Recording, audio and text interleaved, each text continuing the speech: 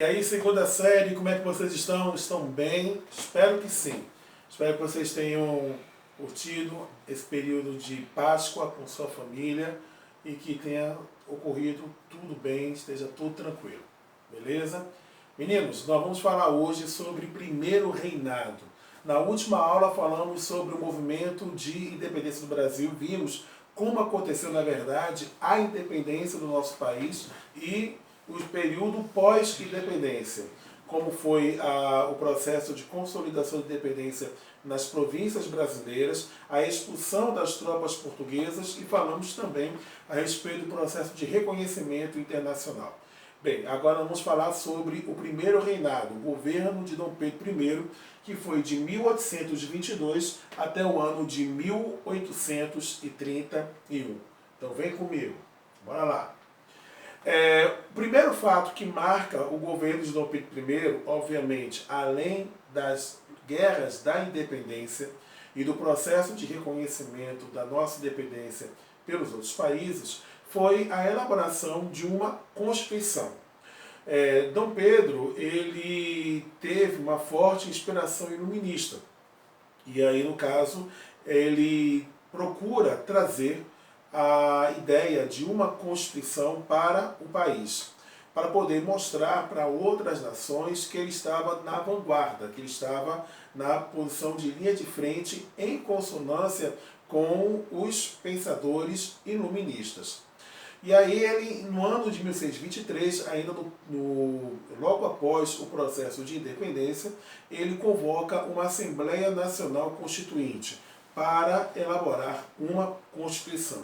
Só relembrando aquilo que nós já vimos no ano passado, na primeira série do ensino médio, Constituição é a lei máxima de um país. É a lei que serve de base para todas as outras leis, que vai organizar o ordenamento jurídico de uma nação, definindo a estrutura do Estado, como é que o poder do Estado vai ficar organizado, definindo quais são os direitos e as garantias fundamentais dos cidadãos. Este é o objetivo da Constituição. Então, Dom Pedro ele chega, convoca uma Assembleia Constituinte e a Assembleia tem a responsabilidade de elaborar a primeira Carta Constitucional brasileira. Só que essa Assembleia, quando ela faz as primeiras reuniões, ela começa a desenhar como é que seria essa estrutura do novo país, essa estrutura política, e nessa estrutura política, o poder do imperador ele seria reduzido. Pelo menos na cabeça de Dom Pedro, ele estava tendo seu poder esvaziado pela Assembleia Constituinte. Porque a proposta que os constituintes estavam fazendo era fazer com que o Brasil fosse uma monarquia parlamentarista, uma monarquia à la Inglaterra, pós-Revolução Gloriosa. Mas disso bateu de frente com os interesses de Dom Pedro, porque por mais que Dom Pedro tentasse demonstrar que era um governante moderno, um governante que era adepto das ideias iluministas, mas ele tinha uma forte tendência centralizadora e, por que não dizer, uma forte tendência absolutista. Preste bem atenção, segunda série. Forte tendência centralizadora, forte tendência absolutista. Com isso, ele determina o fechamento da Assembleia Constituinte. Ele determina o fechamento da Assembleia, determina a prisão dos deputados constituintes e ele decide elaborar a Constituição. Ele convoca um corpo de juristas que eles deveriam elaborar a Constituição, segundo Dom Pedro, abre aspas, uma Constituição que seja digna de mim. Essa foi a expressão de Dom Pedro. Uma Constituição que seja digna de mim, fecha aspas. Com isso, em 1824, é outorgada a primeira Constituição brasileira. Olha o termo jurídico que eu utilizei. Outorgado. Outorgar é diferente de promulgar. Quando a Constituição ela é promulgada, quando ela deriva da vontade dos representantes do povo, dos representantes daquele país. Então, geralmente, através de uma Assembleia Nacional Constituinte. A atual Constituição Brasileira, de 1988, ela foi promulgada, porque ela foi elaborada por uma ANC, por uma Assembleia Constituinte. Agora, a Constituição de 1924 ela foi outorgada, ela foi imposta por alguém que tem força, tem o poder coercitivo, tem o poder de obrigar outros a fazer aquilo que ele, governante, quer. E aí, no caso, a Constituição brasileira, a primeira, ela foi imposta pelo imperador Dom Pedro I.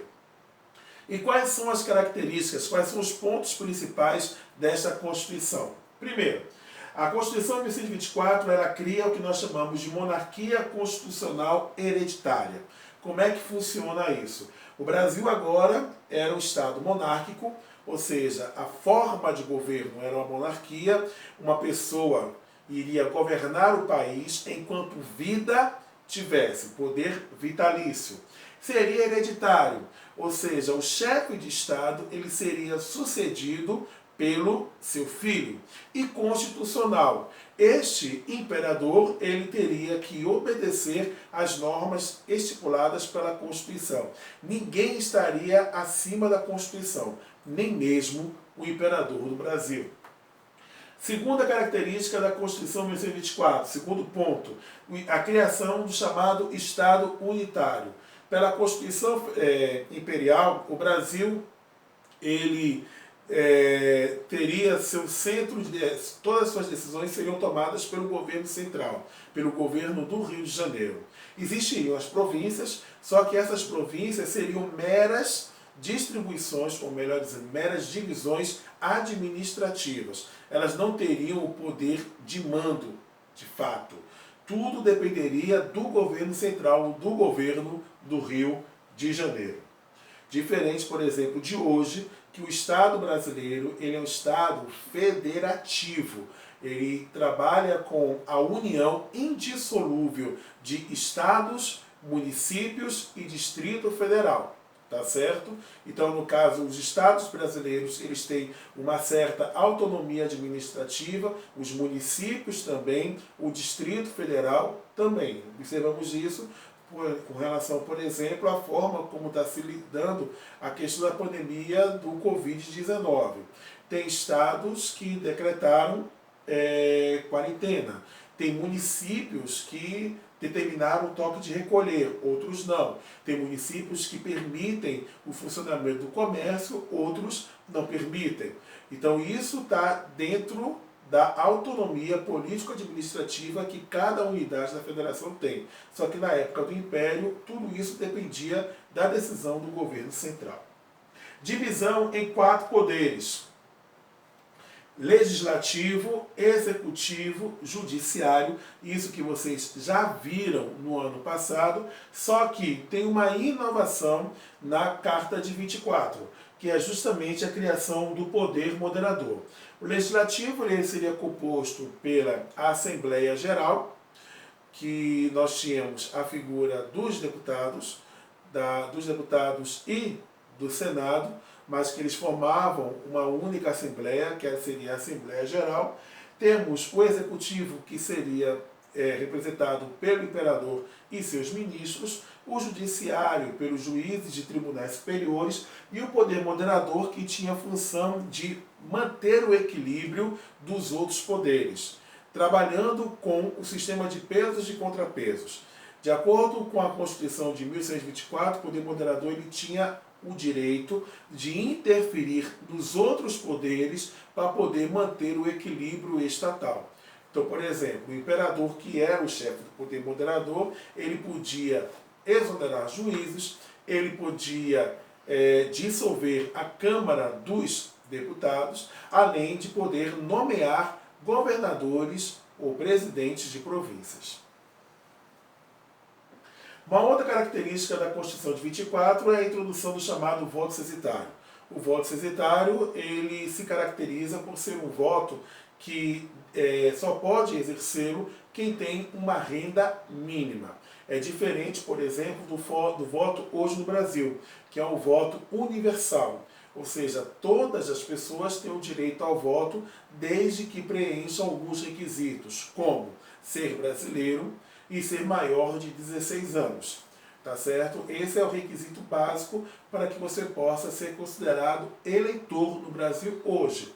Mas no período imperial, para que você pudesse votar, não bastava ser apenas brasileiro.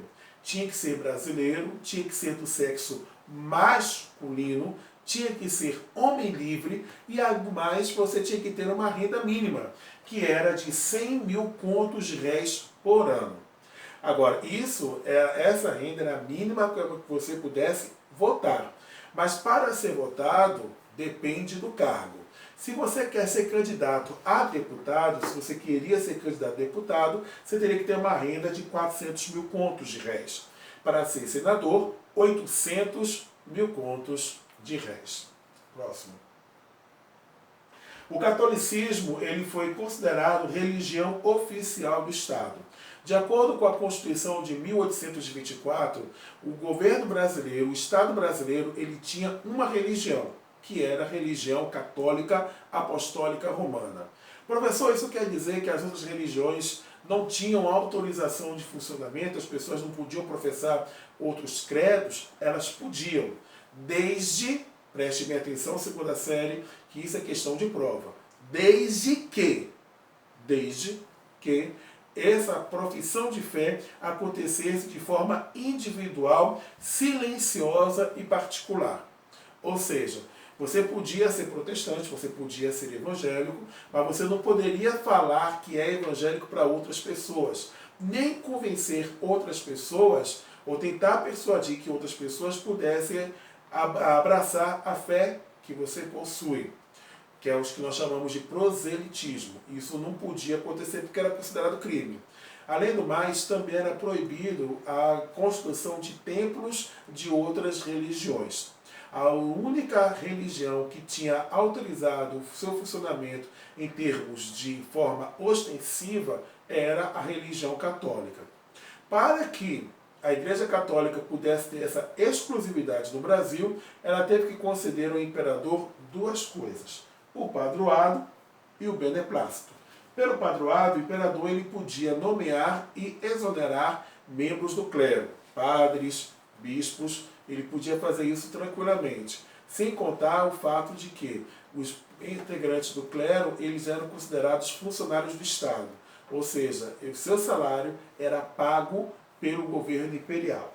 E o beneplácito, as normas do Vaticano só teriam validade no Brasil, as determinações papais só valeriam para a Igreja Católica no Brasil se tivesse a concordância do imperador. Bem, isso foi a Constituição de 1624. Só que se você acha que a situação ficou tranquila no Brasil com a nova Constituição, estão redondamente enganados. Várias pessoas no país não gostaram da forma como Dom Pedro impôs esta Constituição. Por exemplo, diversos grupos ligados à região Nordeste viram a forma como Dom Pedro agiu como traço de autoritarismo. E levando em consideração também o fato de que a região Nordeste ela se sentiu preterida, ou seja, ela se sentiu rejeitada pelo governo imperial, e a região Nordeste tinha perdido muito sua influência política e econômica desde quando foi feita a transferência da capital do Brasil de Salvador para o Rio de Janeiro por causa da descoberta de ouro na região de Minas Gerais. Algumas pessoas, ou pelo menos algumas províncias, acharam que não valia mais a pena permanecer fazendo parte do Brasil. É o que aconteceu no caso de Pernambuco.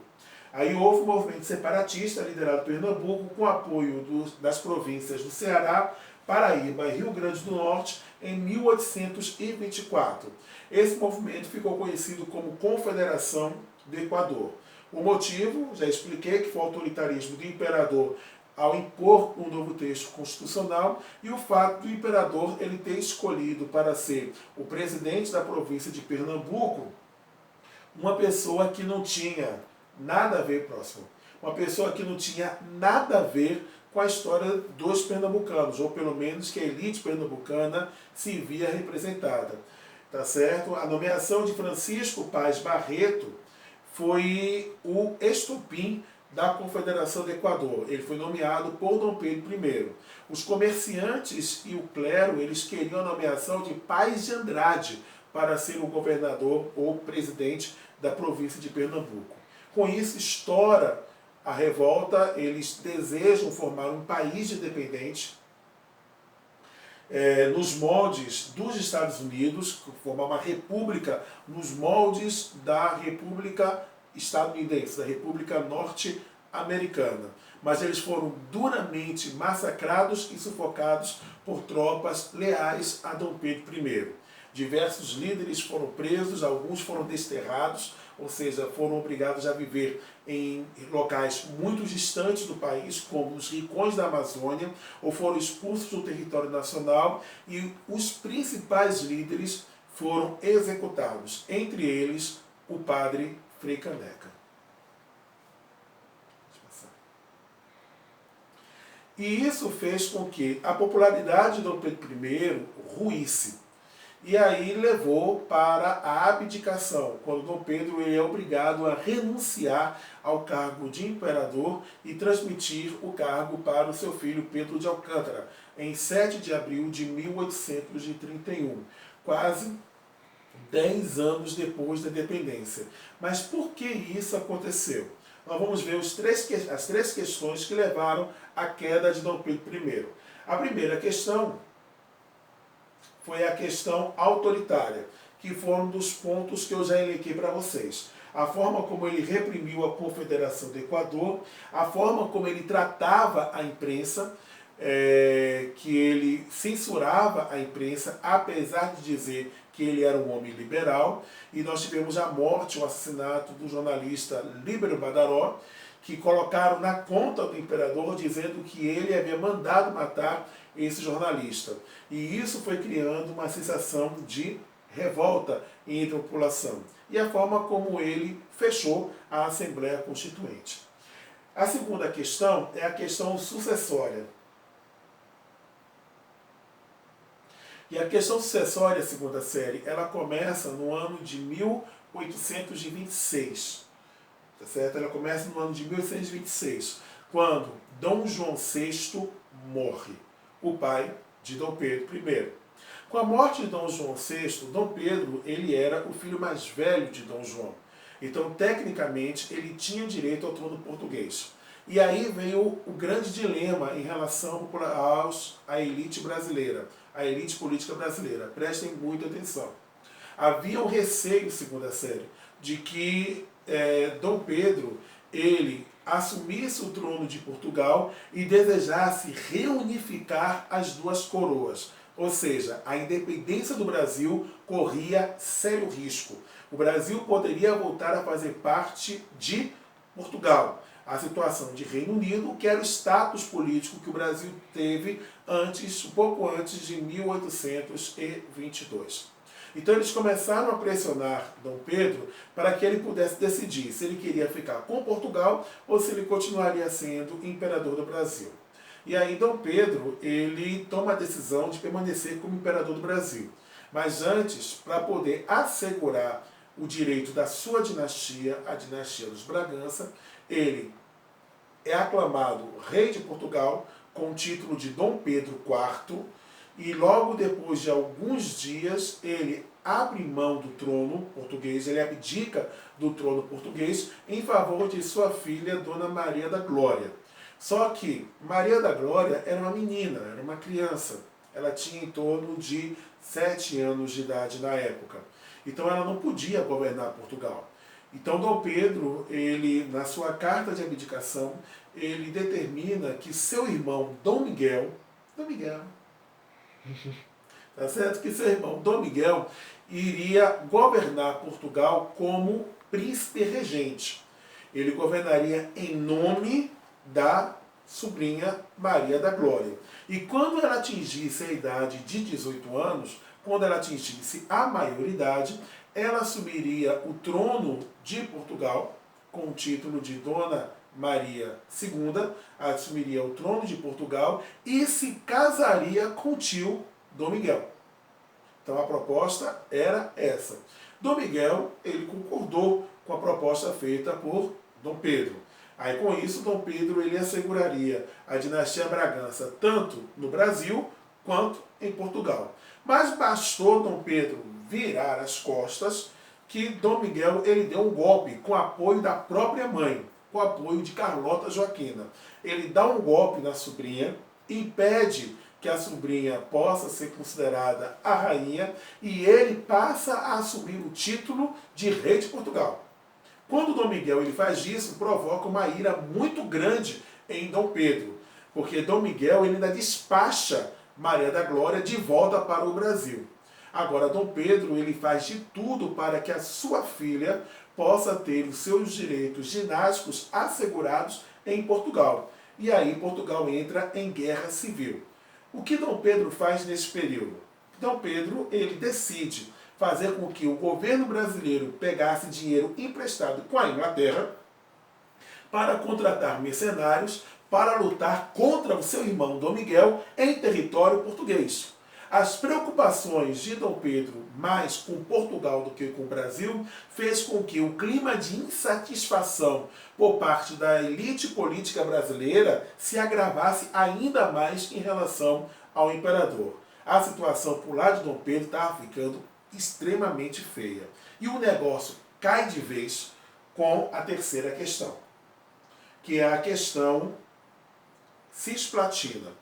Enquanto Dom Pedro está quebrando a cabeça com a situação lá em Portugal, a Cisplatina, que era a província localizada no extremo sul do Brasil, declara independência em relação ao nosso país. Estoura o processo de independência, o movimento emancipatório, com os 28 orientais, que decidem lutar pela separação da Cisplatina do Brasil e pedir para que a Argentina pudesse incorporar a Cisplatina. E por que eles pensaram desse jeito? Porque eles não queriam ser mais brasileiros. A Cisplatina nem sempre foi parte do Império Português. É bem verdade que ela foi fundada como colônia de Sacramento, fundada pelos portugueses, mas logo depois os espanhóis ocuparam aquela região. E eles tiveram controle da área da Cisplatina durante séculos. Quando houve a vinda da família real portuguesa para cá, por capricho de Carlota Joaquina, diga-se de passagem, Dom João ele invade o território da colônia de Sacramento e anexa, dando o nome de Cisplatina. Logo depois do final das guerras napoleônicas, Napoleão ele devolve a Guiana Francesa para os franceses, mas não devolve a Cisplatina para os espanhóis. O Brasil se torna independente, mas mantém a Cisplatina. Eles não tinham nada a ver com o nosso país, já começou da língua. Eles não falavam português, eles falavam espanhol. Todos os seus costumes e tradições estavam mais ligados à Argentina e à América Hispânica do que à América Portuguesa. Daí o fato deles quererem a sua independência. Mas para o Brasil era inadmissível conceder a independência para a Cisplatina por um fator: Rio da Prata. Vou repetir: Rio da Prata. Professor, o que é que tem a ver o Rio da Prata? Se vocês pegarem o mapa, vocês vão ver que a região da Cisplatina era banhada por esse rio, Rio da Prata, que separa a Cisplatina, hoje Uruguai, da Argentina. E o Rio da Prata, ele se conecta ao Rio Uruguai. E ao se conectar ao Rio Uruguai, ele dá acesso ao Rio Paraguai, que vai fazer a divisa justamente entre o Brasil, o território da Argentina, o Brasil e Paraguai. Naquela época, a única forma de se ter acesso à província de Mato Grosso era através justamente do Rio da Prata, para chegar no Rio Uruguai, para poder ter acesso ao Rio Paraguai. Então, no caso, se a Argentina tivesse o controle das duas margens do Rio da Prata, o Brasil perderia, mais cedo ou mais tarde, o controle sobre a província do Mato Grosso. Não somente Mato Grosso, perderia Mato Grosso e parte do Grão-Pará. Ou seja, corríamos o risco de perder boa parte do nosso território. Por isso que para Dom Pedro era de fundamental importância manter a Cisplatina como parte do território brasileiro. E isso fez com que o Brasil e a Argentina entrassem em guerra. E quem foi que interviu neste conflito? A Inglaterra. A Inglaterra chegou, fez a intervenção e disse: olha, a Cisplatina não fica nem com o Brasil, nem fica com a Argentina. Vai virar um país independente com o nome de República da Banda Oriental do Uruguai. O Uruguai é criado como um estado tampão para poder assegurar a livre navegação no Rio da Prata.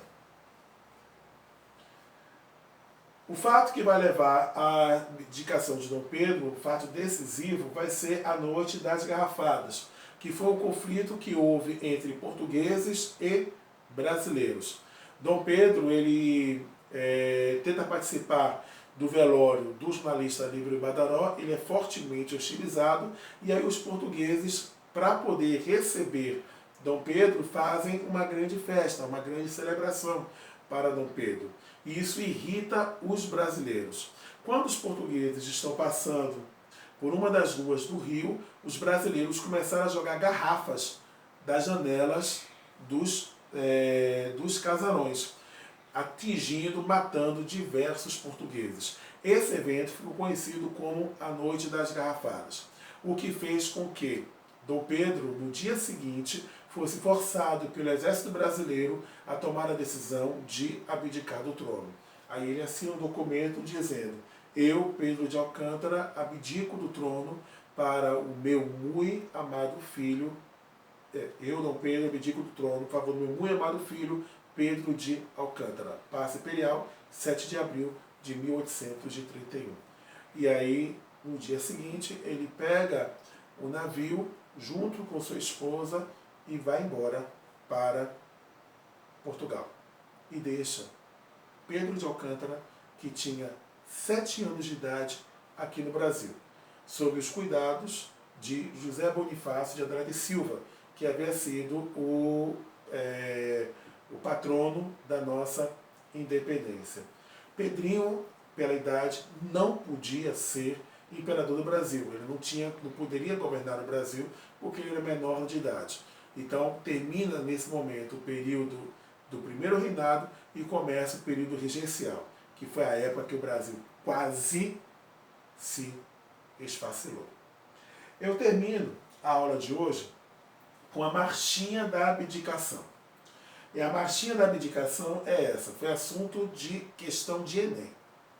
Passa fora pé de chumbo, vai-te do nosso Brasil, que o Brasil é o brasileiro depois de 7 de abril. Pé de chumbo é o nome que se dava aos portugueses. E aí Dom Pedro ele era visto como, pelo fato de ter sido português, ele era visto como uma pessoa que só pensava nos interesses de Portugal ao invés do interesse do Brasil. Para muitos historiadores, a nossa independência ela começa mesmo no dia 7 de abril. Porque quando Pedro de Alcântara, quando Dom Pedro ele abdica do trono e Pedrinho ele se torna imperador do Brasil, Pedrinho, o filho mais velho de Dom Pedro, ele era brasileiro, ele não era português. Então, pela primeira vez na nossa história, um brasileiro governaria os destinos da nossa nação. Mas isso, segunda série, é uma outra história. Até a próxima.